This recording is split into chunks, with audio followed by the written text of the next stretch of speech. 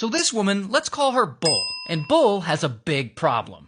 She's dead. She's in the middle of getting heart surgery and she dies right there on the operating table. So she's lying there, dead, for about 3 minutes. And the doctors, they know what to do, so they electrocute her back to consciousness. And she's alive again. But she's not better, because later doctors diagnose her with a brain tumor, a really bad one. And they only give her 4 months to live. So Bull does chemotherapy, she does radiation, but unfortunately nothing beats this cancer. So she starts to take a different route. Alternative medicines. And she starts getting better and her cancer starts to stabilize. And she ends up living way past the 4-month mark. Yeah!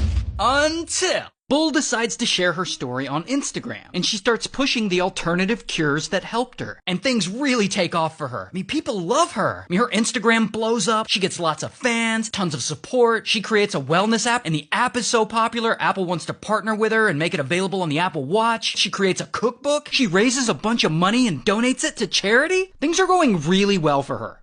Until Bull gets more cancer. Not only does she have it in her brain, she has it in her blood, her spleen, her liver, all kinds of places. Oh, but it's not over for Bull. During her rise to fame, she's posting more, she's giving more interviews, and she starts to claim that all of her cancer and health issues started back when she got the HPV vaccine. Basically saying a cancer vaccine ended up giving her cancer. Huh? And this immediately makes a lot of people skeptical. And that skepticism grew, and it grew, and it grew, and then journalists started to investigate her. Then, all of a sudden, boom, Bull makes front page news. 5 charities she claimed she had donated to never got the money. 4 of those charities didn't even know she was supposed to be raising money for them. So then where did all that money go? So that news about the charities just opens the floodgates. And suddenly every journalist in Australia is digging into her past, trying to see if she lied about anything else. Like, did she really die for 3 minutes during heart surgery? Did she really have all kinds of cancer in a bunch of places? And did her alternative treatments really help that cancer? And then all of a sudden her social media, where she was once loved, was now filled with nothing but hate. And poor Bull, she doesn't know what to do. She's removing comments, she's deleting her own posts that reference the cancer. Then it comes out that she spent that missing charity money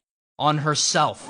Leasing a luxury car, vacations, clothes, new veneers, and people are pissed because they were lied to. Then Apple removes her app from the App Store and the book publisher withdraws her book from sale. And during all this chaos, Bull is like, okay, I can fix this, I just have to do an interview. So she sits down to do an interview with the Australian Women's Weekly. And it goes about as well as you would expect. I mean, pretty quickly the interviewer asks her if she has or has ever had cancer. And to everyone's surprise, Bull doesn't lie. She actually says, quote, "No, none of it is true."